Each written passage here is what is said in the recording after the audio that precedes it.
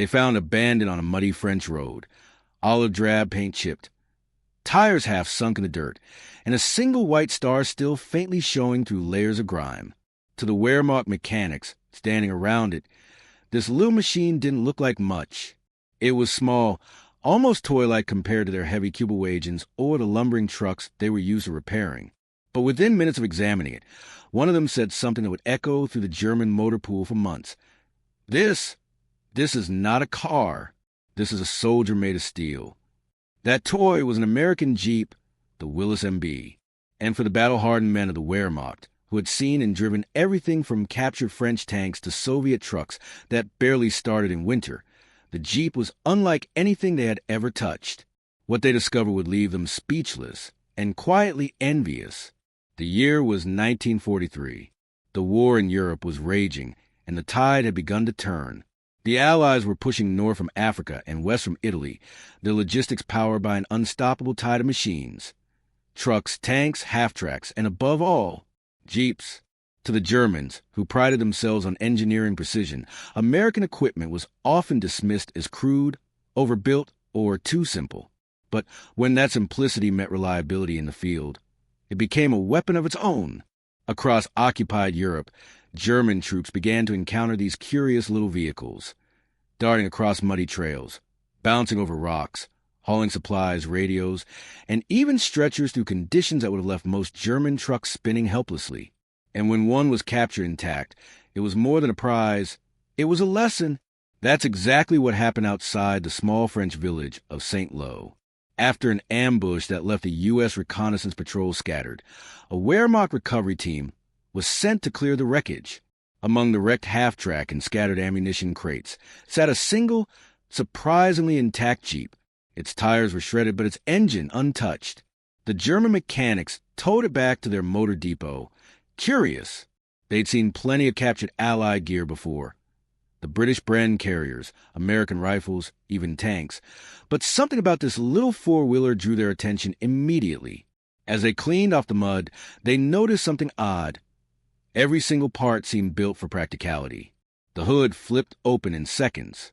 The spark plugs were accessible without disassembly. The fuel system was so simple, even a field repairman could rebuild it without special tools. Everything screamed function, not flair. To a German trained in philosophy of complex precision, where every bolt and lever had a carefully calculated fit, the Jeep was an alien design. It was not made to impress engineers. It was made to serve soldiers. One mechanic, Unteroffizier Franz Muller, reportedly laughed as he cranked the engine for the first time. The small four-cylinder coughed, spat, and then roared to life like it had been waiting for him. "It runs," he muttered, half smiling. Then, incredulously, "It runs easily." Soon, other German officers gathered to watch as the Jeep rolled across the depot yard. It bounced over mud and rubble with ease. It climbed embankments that even the German Kübelwagen, the Wehrmacht's own light utility car, would hesitate to tackle. And it did all with an effortlessness that didn't seem real. It wasn't long before word spread through the unit. The Americans had built a field car that simply refused to quit. But how did this little machine come to be? To understand why the Jeep impressed even the Germans, you have to go back to 1940, to a time when the United States wasn't even at war yet. The U.S. Army needed a new kind of vehicle, something small, tough, and versatile enough to serve as transport, command car, ambulance, and scout all in one. The requirements were almost absurd. 4-wheel drive, 85-inch wheelbase, less than 1,300 pounds, and the ability to carry at least 600 pounds of gear. And they wanted the first prototype in just 49 days. 3 companies took the challenge: Bantam, Willys, and Ford. Bantam produced the first prototype, the Bantam reconnaissance car. Willys refined the design with a more powerful Go Devil engine. Ford contributed with production know-how and small tweaks that made mass manufacturing possible. Together, these rivals unknowingly built the most iconic military vehicle in history. By the end of the war, nearly 650,000 Jeeps had been produced. Every detail of the Jeep was designed with war in mind. Its flat fenders allowed soldiers to sit, stand, or rest weapons on them. The windshield folded down to reduce glare and profile.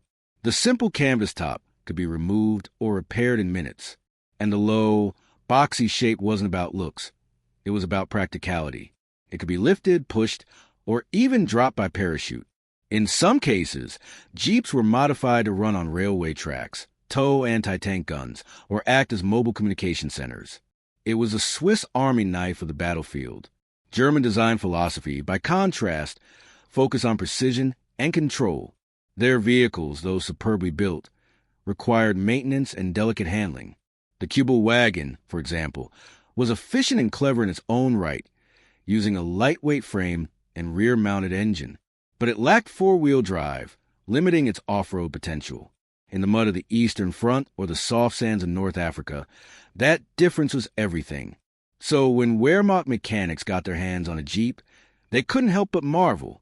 Here was a machine that could be repaired with a hammer, started in freezing temperatures, and survived being driven through hell. As one German report later described, the American Jeep possessed a degree of mechanical simplicity that belied its strength. The Wehrmacht immediately began testing the captured vehicles in detail. Some were sent to engineers for study. Others were repainted with German crosses and put into service. In occupied France, North Africa, and even on the Eastern Front, photos began to appear of German soldiers behind the wheels of American Jeeps, smiling relaxed and clearly impressed. What they were discovering went beyond mechanics.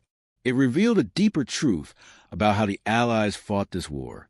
While Germany prized design perfection, America prized adaptability. The Jeep wasn't just a vehicle. It was a philosophy on wheels. It was mass-producible, easy to maintain, and more importantly, it gave mobility to every soldier who touched it. To a German mechanic staring at its exposed engine block in a dusty French barn, that philosophy was revolutionary. By the time the mechanics in St. Lo finished their first drive test, they weren't laughing anymore. They were astonished. One of them, according to Allied interrogation reports after the war, said something remarkable. "We could never have built this. Not because we lack skill, but because we think too much like engineers, not soldiers." Little did they know, the Jeep would soon become one of the most recognized vehicles in the world, a symbol of freedom, endurance, and the unstoppable ingenuity of the American war effort.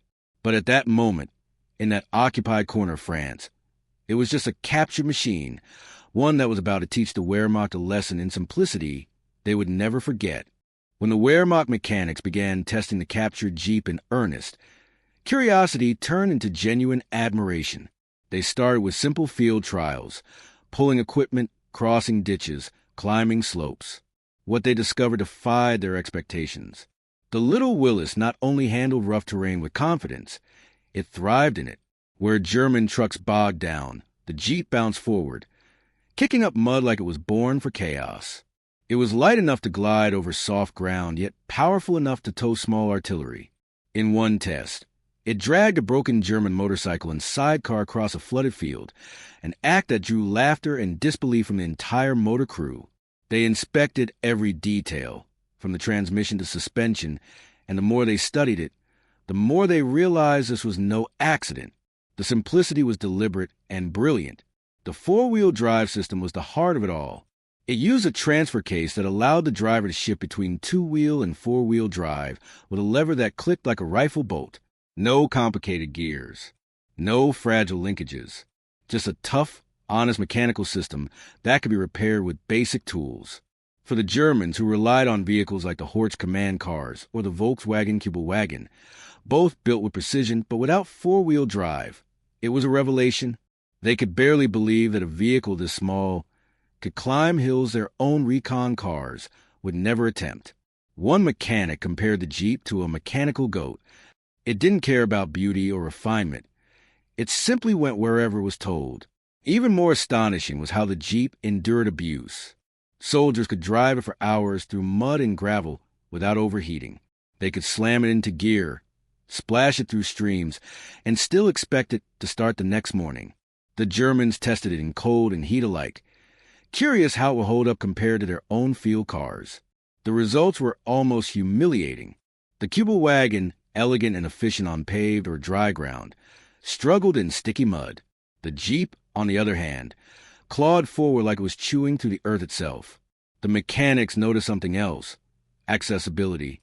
Every bolt, every component was within reach.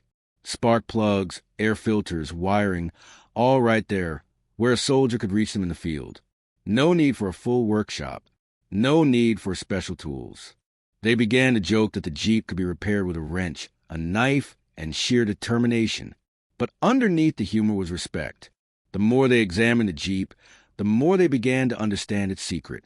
It wasn't a masterpiece of precision. It was a masterpiece of purpose. Every inch of it was designed for men in the field, men who didn't have time to read manuals or wait for mechanics. It was a soldier's machine. One day, the German mechanics decided to push it to its limits.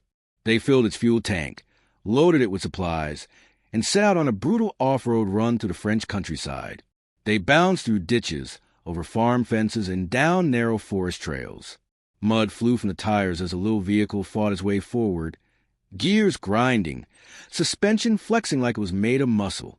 When they finally stopped, the men climbed out, covered in mud, but grinning. The Jeep had survived everything.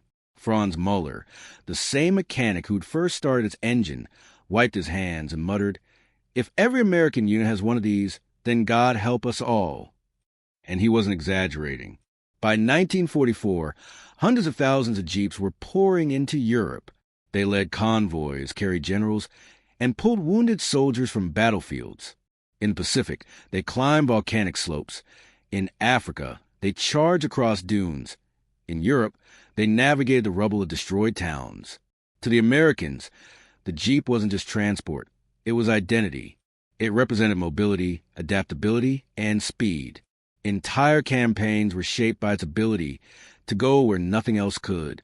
Meanwhile, the Germans were struggling with supply shortages, over-engineered machines, and a war that demanded mobility they couldn't always match. Captured Jeeps quickly became prized possessions. Many German officers commandeered them for their own use, painting over the white stars with black crosses. They'd drive them through towns, often followed by envious glances from their own men.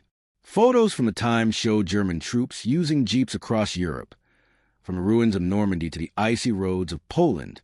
Some even modified them, adding German radios or extra fuel cans. The Jeep was so efficient that even the enemy couldn't resist it. Interestingly, German intelligence reports began to mention these vehicles frequently. They noted that the American small 4x4 car was fast, reliable, and easy to conceal. Some reports even recommended copying the design, though in wartime, that was easier said than done. There were attempts, though. Late in the war, German engineers experimented with similar light reconnaissance vehicles. One example was the Type 87 Kommandierwagen, essentially a Kübelwagen body on a Beetle chassis with four-wheel drive. It was rare and complex, built in small numbers. Another was a Type 82E, another hybrid, but neither came close to matching the Jeep's simplicity or field endurance. It wasn't just the Germans who noticed. The British loved it. The Russians adored it. Soviet officers called it the little horse. Even General Eisenhower himself once said that the Jeep, along with the C-47 transport plane and the landing craft, had been one of the three most important pieces of equipment in winning the war. For the men who fought, the Jeep was more than metal and rubber. It was a lifeline. Soldiers formed deep attachments to them, giving them names, painting them with Noah's Ark, and decorating them like personal companions. When a Jeep broke down, crews worked through the night to fix it. When one was lost, it was mourned like a friend, and that sense of connection extended even to those who captured them. Wehrmacht mechanics began referring to their own Jeep as their Kleine Teufel, the little devil. It was a nickname that fit perfectly. In one recorded incident, a captured Jeep was used by a German officer to escape Allied pursuit. He drove it for over 60 kilometers through back roads, evading patrols, before the engine finally gave out. When Allied forces recovered it later, they noted that the only reason it stopped was because it had run out of fuel. Stories like that spread fast, and they built a strange kind of respect between enemies. Even in war, where hatred and destruction ruled, the sheer brilliance of the Jeep earned a kind of universal admiration. To the Wehrmacht, it was a symbol of what the Allies did best, building tools that worked, not just machines that impressed. By the time the war began to turn decisively against Germany, hundreds of captured jeeps were in German hands. Some were used by the Waffen-SS for reconnaissance, others by officers who simply preferred them to their own staff cars. But what the Germans couldn't reproduce was the philosophy behind it. The idea that rugged simplicity could be stronger than complexity. They'd spent years perfecting machines like the Panzer IV and the Tiger, marvels of engineering, but nightmares to maintain. The Jeep, by comparison, was almost insultingly simple. Yet that simplicity won wars. The mechanics who once viewed it as a curiosity now saw it as a teacher. In their reports, they admitted, almost reluctantly, that they'd never had vehicles like it, not because they lacked craftsmanship, but because they never imagined that less could mean more. And in that quiet realization, the Jeep had done something extraordinary. It had conquered hearts without firing a single shot. By late 1944, the Jeep had become a legend on every front, a rolling symbol of Allied persistence and ingenuity. But for the Wehrmacht mechanics who had tested and driven the captured ones, the legend had turned into something more personal, a haunting reminder of what their own army lacked. In a small workshop outside the ruined city of Cannes, a group of German mechanics gathered around a Jeep that had survived months of frontline duty. It had bullet holes through the fenders, its canvas top torn to shreds, and one of its headlights shattered. But even in that battered state, it still ran. One of the men ran his hand along the hood, shaking his head. "It shouldn't still work," he said softly. Yet it did. They had come to understand its strength, not through design elegance, but through endurance. The Jeep had outlasted every expectation. It was, in its own strange way, the perfect soldier, adaptable, uncomplaining, and impossible to kill. Franz Muller, the man who had first cranked its engine months earlier, had since driven it on dozens of missions. It had carried ammunition, transported officers, and even pulled wounded men from burning vehicles. Each time it made it home. When he looked at it now, he saw more than a machine. He saw a message, one built into every nut and bolt. That victory didn't always belong to the most sophisticated designs, but to the ones that refused to quit. By 1945, that truth had become painfully clear across the collapsing German front. As fuel ran short and factories were bombed, the Wehrmacht's complex vehicles began to fail. Magnificent, yes, but unsustainable. The Tigers and Panthers, with their massive engines and intricate systems, often stood abandoned on the roadside, their crews forced to flee on foot. And yet, American convoys of jeeps and trucks rolled past them day and night, feeding the endless tide of supplies that powered the Allied advance. Each jeep was like a heartbeat in a vast mechanical organism, steady, dependable, unstoppable. Captured German soldiers often spoke about this after the war. They described how demoralizing it was to watch the Allies move so freely, their vehicles never stopping, never stalling. One former Panzer Grenadier said, "It was like fighting an enemy with wheels for legs." He wasn't wrong. The Jeep was the legs of the Allied army. It could go where tanks couldn't, reach men who were cut off, and move through terrain that would break heavier vehicles. In the mud of Italy, in the frozen forests of the Ardennes, in the dust of Tunisia, the same rugged little car kept showing up, its engine humming like a loyal companion. And perhaps the most powerful proof of its value came after the war ended. When the fighting stopped, thousands of Jeeps were left scattered across Europe. Some were returned to U.S., but many remained, adopted by farmers, police, and civilians who saw in them what the soldiers had seen: reliability. Even the Germans, rebuilding their shattered nation, continued using captured Jeeps for years afterward. They repainted them, repaired them, and gave them new lives hauling wood, transporting goods, and clearing rubble. It was ironic. The same machine that had helped defeat them now helped them rebuild. Years later, in interviews, former Wehrmacht mechanics spoke openly about their fascination with the vehicle. One recalled, "It was so simple it made us feel foolish. We were engineers trained to think about precision. But the Americans had built something that was smarter, not more complex, but more human." Another said, "Our Kübelwagen was clever, but the Jeep was alive." That sentiment captured what so many felt during the war, that this unassuming little machine carried something more than steel. It carried spirit, the American belief that things should work for the people using them, no matter the conditions. And in that belief lay one of the Allies' greatest advantages. While German engineering aimed for perfection, American engineering aimed for practicality. The Jeep didn't need luxury or even beauty. It needed to endure. And it did. Its legend grew long after the war ended. The same design that carried soldiers through Europe inspired civilian versions, the CJ series, that built highways, farms, and towns. The Jeep went from battlefield to backcountry, from Europe's ruins to America's dirt roads. And the name itself became a word that meant adventure, freedom, and rugged reliability. But for the men who saw it first as the enemy's machine, its memory was bittersweet. They had learned from it and admired it, even as it rolled beneath the banners of those who would defeat them. In a strange way, the Jeep represented what war rarely offers: respect across enemy lines.